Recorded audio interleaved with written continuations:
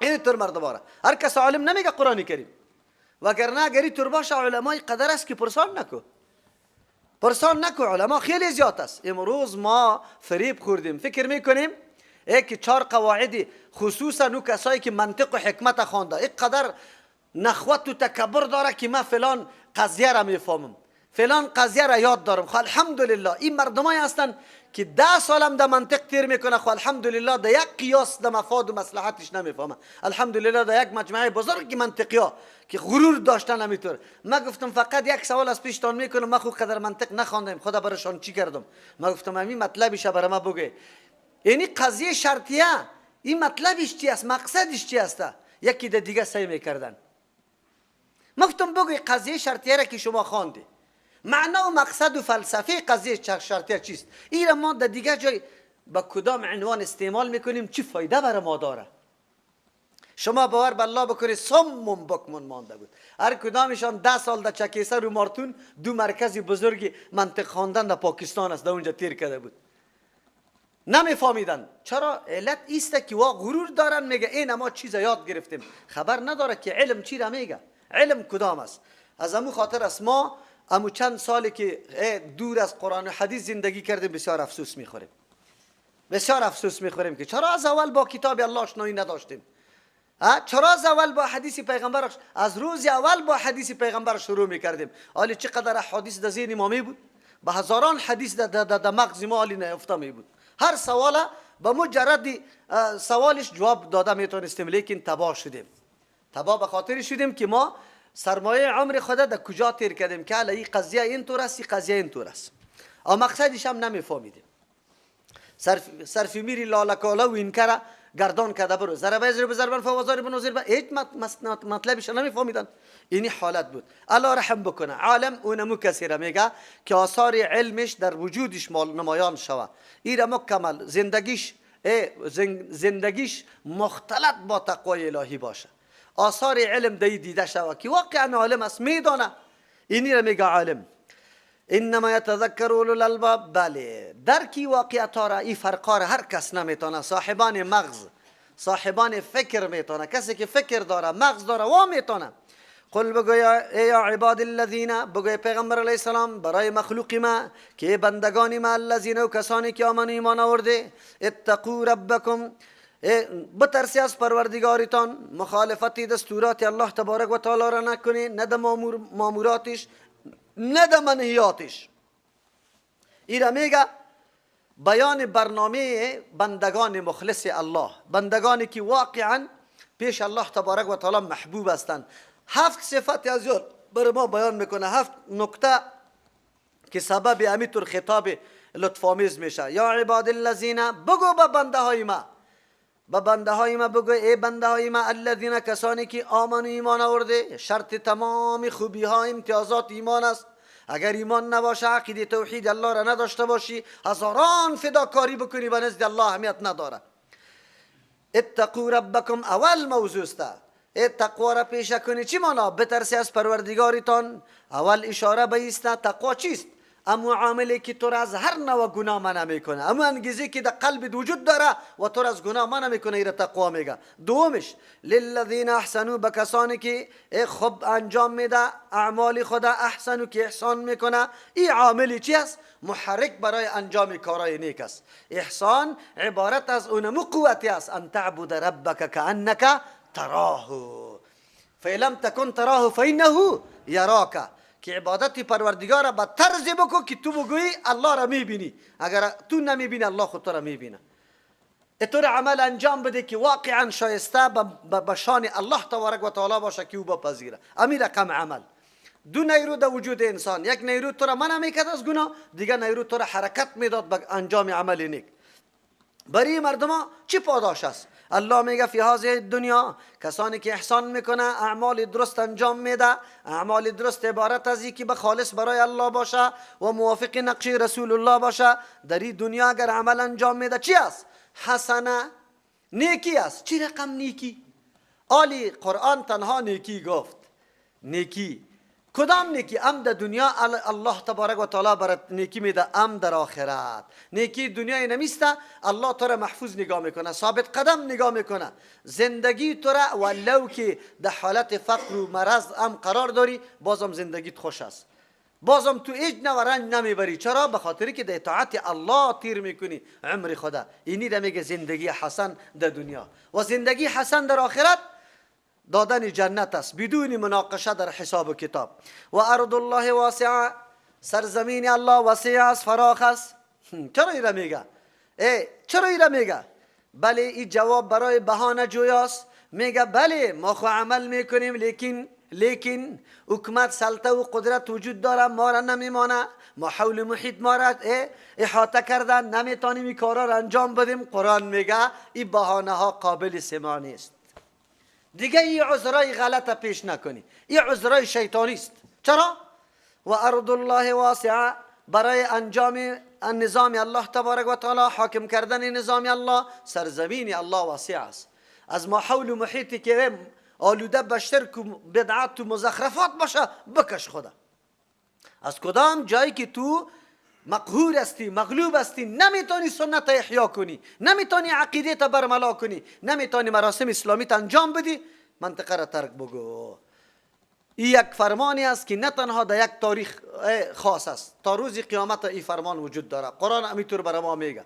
و خصوصا به اون طبقات مردم که برای خود حیله میگیرن. چرا چادر سر نمیکنی؟ والا ما حول و محیط کلش سرلوچ است، حجاب نمیکنه، مرا مردم خنده میکنه. چرا ریش نمیمانی؟ والا مردم کلش ریشکل است، سرم خنده میکنه. چرا عمل به سنت رسول الله نمیکنی؟ والا مردم سرم خنده میکنه. مردم اینطور نیست. قرآن برات میگه بهانه شده نمیتونه. بس سرزمین الله واسع است، در او منطقه سفر بکو که اونجا تو مراسم دینی را با وجه درست و با آزادی انجام داده میتونی. برای تو دیگه بهانه نیست. او مردمانی که در دنیای کفر زندگی میکنه، در ممالک کفری، و اونجا از دخترش چادر دور شده از سرش، بهانه نداره. یک روز یک ساعت برش درست نیست که در اونجا باز زندگی بکنه. باید حرکت بکنه از اون منطقه. بیا خیر است در این سرزمین بلازده و جنگ زده افغانستان بیا. اگر نان خشکم پیدا نمیکنه خو آخر برگ در دمی رویش آمده رویست. الله رزق برای ما ذمه زده، برای ما داده رویست. اگر نباشه الله میمیرانه. اینی را میگه اسلام. در اون زمانن عیناً نمیگه پا بود، امروزن عیناً نمیگه پا وجود داره.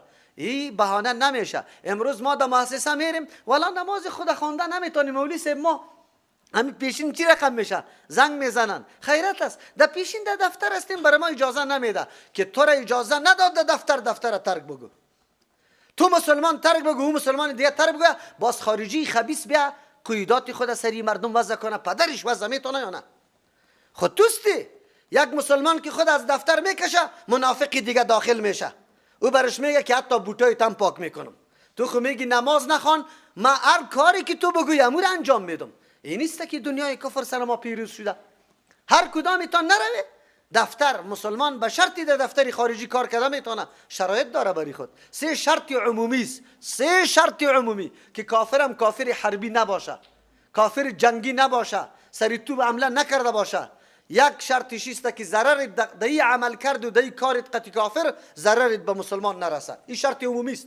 دوم شرطش است که تو در انجام مراسم دینت آزاد باشی. حجاب کرده بتانی، ریش مانده بتانی، جماعت رفته بتانی، نماز خوانده بتانی و شراب مرابی گپا نخوری. سوم کارهایی که شایسته مسلمان است، شایسته مسلمان نیست، او طور کارا را انجام ندی. بود پاکی از وارا شروع کنی، کالایش بشویی، تشنابش پاک کنی. الله تو را عزت داده. امروز در مؤسسات کافر چی کار انجام داده میشه؟ همین عزت مسلمان است. الله برات رزق نمیده.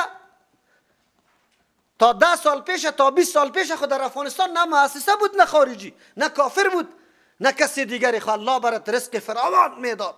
میوه های گنده میشد، غله ها و دانه های در ممالک دیگه میرفت. امروز هم اگر تو به هوش بیایی، همین رقم عزت الله برات میده. خدا گرفته غلام جور کرده. قرآنی گپا را میگه کجاست؟ امو آدم که نماز پیشین اونجا ترک میکنه، دیگر را ترک میکنه در مؤسسه، باز شام ببینی که تکبیر اولا میگه. جناب تالی در کجا بودی؟ حالی داد از اسلام میزنی. چرا؟ دو نماز خود به خاطر کسب کردن متاع متاع دنیا دلار نفروختی، از بین نبردی.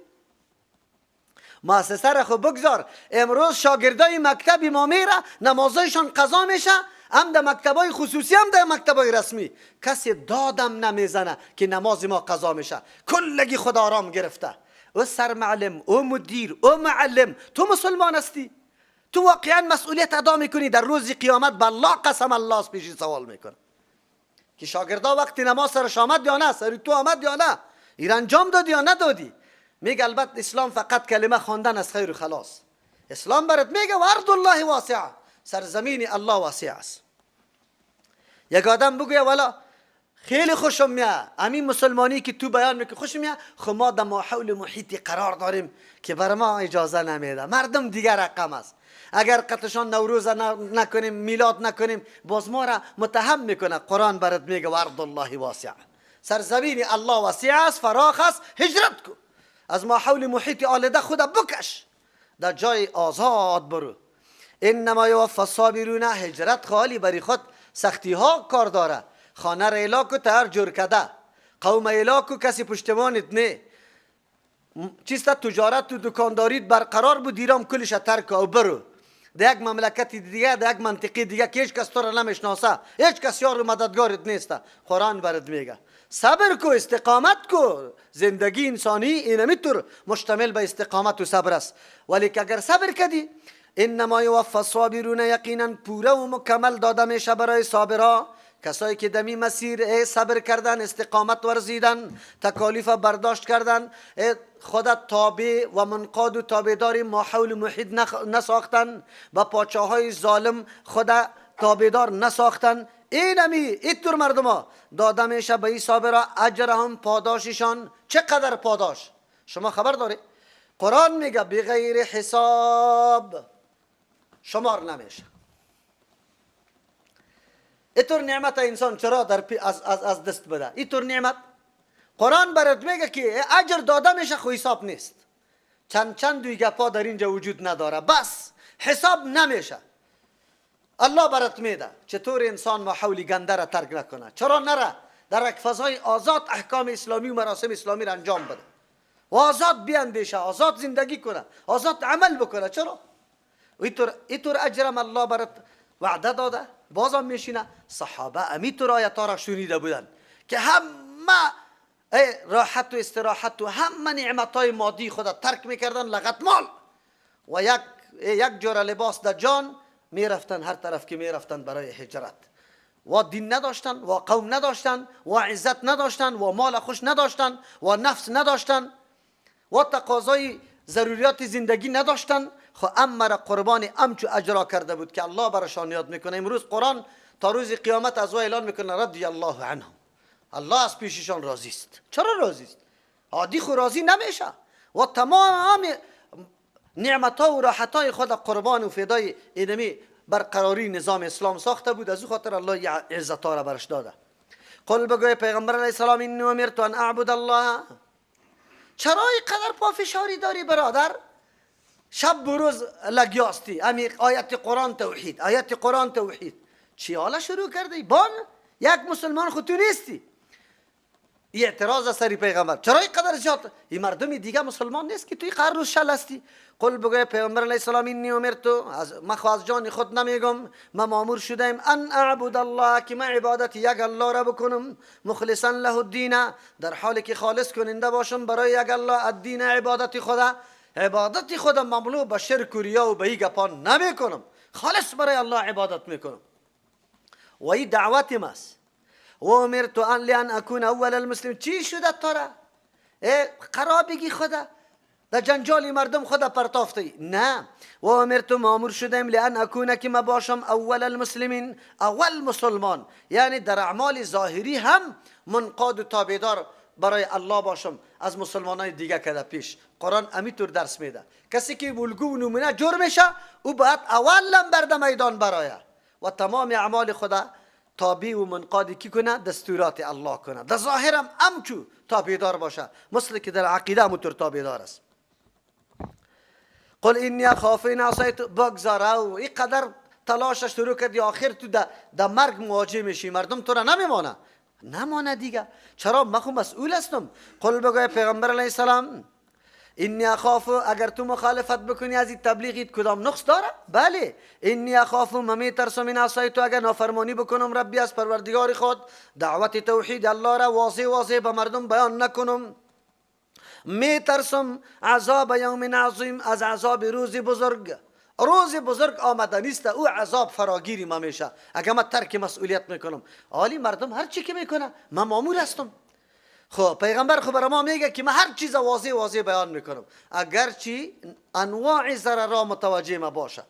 قل الله اعبد مخلصا له دینی. چرا؟ بیا یک کمی در دین ما شامل شوی، چی پروا بدی داره؟ نه، بگوی پیغمبر علیه السلام یک الله عبود عبادت میکنم، کسی دیگر قابل عبادت نیست. مخلصا له دینی، کل نظام خود به الله خاص کردیم یا عبادت خود خاص برای الله کردیم. او از تنها خودی ممنی شما مامور هستی، فعبدو شما عبادت کنی، ما شئتم آن چیزی را که شما خواهش داره، من دونه بغیر از الله. شما مردم لجوج و عنادی که نمیپذیری. ایره میگه آخر الامر گفتار نمیشه، دلیل نمیپذیری، شما حق نمیپذیری، ایج آماده به پذیرش نمیشه. عبادت کنی چیزی را که شما خوش داری غیر از الله. قل بگوی پیغمبر علیه السلام ان الخاسرین، یقینا مردمای تاوانی، الذین و مردما خسروا انفسهم که در خساره انداخته، انفسهم نفسای خدا، و اهلهم اهل خدا، یوم القیامت در روز قیامت. کی هستن؟ اینمی قل ان الخاسرین الذین خسروا انفسهم، یقینا تاوانی مردمای زیاد تاوانی کسانی هستند که در خساره انداختن نفسای خدا و اهل خدا، یوم القیامت در روز قیامت. الا خبردار، ذالک هو الخسران المبین، اینمی خیلی تاوانی آشکاراست. قرآن چی میگه؟ یقینا تاوانی کسانی هستند که نفس و اهل خدا در خساره انداختن در روز قیامت، تاوانی اخروی کردن. قرآن کریم اشاره میکنه شما تجارت پیش هستید در دنیا، این میدان تجارت است. الله تبارک و تعالی براتون سرمایه داده. اینجا کدام سرمایه است؟ سرمایه عقل، سرمایه بینش و آزادی، سرمایه خرد، سرمایه قرآن و حدیث. این سرمایه ها را الله براتون داده. قطعی از خریداری کنی آن چیزی که در قیامت براتون سبب سعادت میشه، لیکن شما تاوان کرده، خودم در خساره انداخته و اهلتان هم در خساره خود انداختن. خب برای الله گپ است. بری تو دعوت داده میشه طرف راه حق و تو نمیپذیری بلکه مقابله را شروع میکنی. خب اینجا یک نکته دیگه قطعش یک جاسته، و خودم در خساره انداخته، اهل خودم در خساره انداخته، خود خود گمراه بود. خب مانع ازی شد که اهلش راه حق بپیمایه. انسان اگر خودشو او قدر اعمال نداره، خب بعضی اوقات میشه که اولاد نیک و صالحش برش دعا کرده سبب شفاعتش شوه،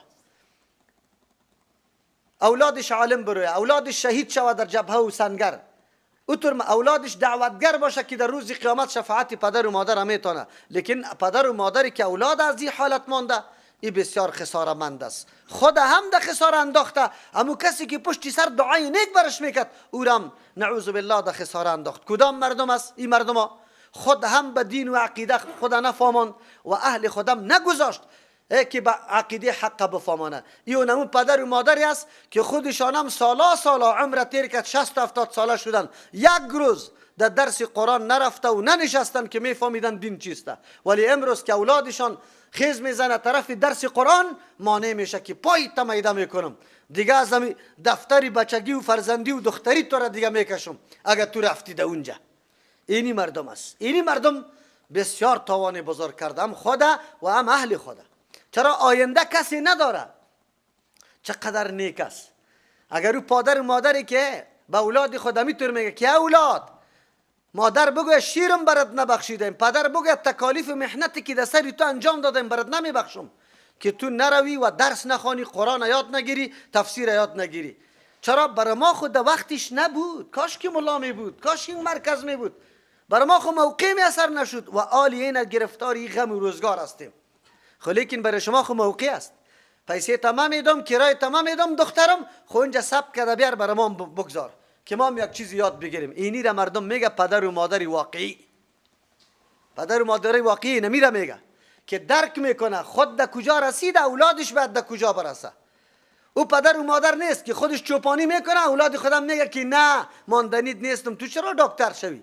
ما میرم در سری کوها در برفا میگردم در سنگا زله و مانده تو بری باز درون در سری چوکی کالای سفید بپوشی آرام بشینی ماندنی نیستم قطی خود کش کده در کو میبرم. این پدر و مادری دلسوز نیست.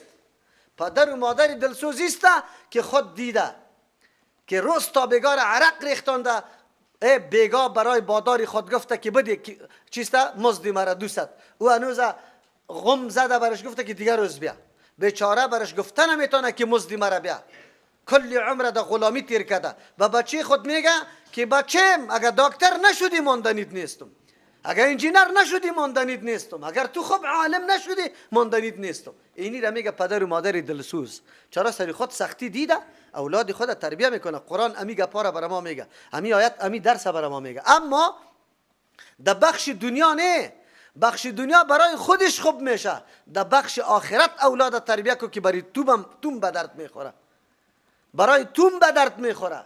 ای اولاد صالحی که آینده دعوت میده اولاد از کسب خود انسان است. از کسب کیسته؟ هر عمل نیکی که اولاد میکنه پدر و مادر قطع شریک میشه برای از او میرسه. اینطور اولاد تربیه بکو. حال شما بگوی که همونطور پدر و مادر که دخترش جوانش میگه بچه جوانش میگه ما میرم در درس قرآن میگه که پای تا میده میکنم.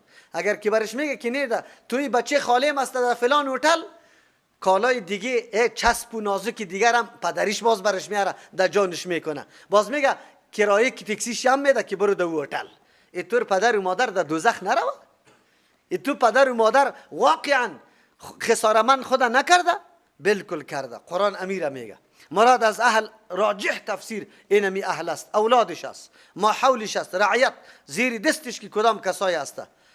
خب او پدر و مادری که واقعا عقیده خودم جور کرده و از اهل خودم جور کرده. ما الحمدلله شاهدی طور مردم ها هستیم. یک روز خود آمده در ترجمه قرآن نشسته سبا نه زن مانده نه سنوره نه دختر مانده نه بچره مکمل فامیل کش کرده در قرآن آورده شانده. به خاطر چی شانده؟ گفت بفهمی مسئولیت تانه بفهمی که شما کدام طرف روان هستید دین چی را میگه. اینی در مردم میگه پدر و مادری واقعی. او را پدر و مادر واقعی نمیگه. قرآن امیر میگه الا خبردار ذالک اینمی تاوانی که این راه حق پیدا نکردی نعوذ بالله خسران مبین است. تاوان هست خو خیلی آشکارا. چرا این خسران مبین میگه؟ تاوان دنیا جبیره میشه تاوان آخرت جبیره نداره. از او خاطر او خسران مبین است. این خسران مبین نیست. یک در تاوان دنیا انسان اگر تاوان بکنه تلافیش ممکن است باز میتونی از یک راه دیگه تلافی و تدارک بکنی. خود در اینجا تلافی و تدارک وجود نداره. اینجا خسران مبین چرا گفته؟ الله که کدام سرمایه مهم برش داده بود که عقل بود عمر بود لحظات عمرش بود آمدن قرآن و پیغمبران بود کتاب بود برش کلی از یار ضایع کرد. نه تنها که در عوض عذاب نخره بلکه در عوض عذاب خریده. مجازات میشه.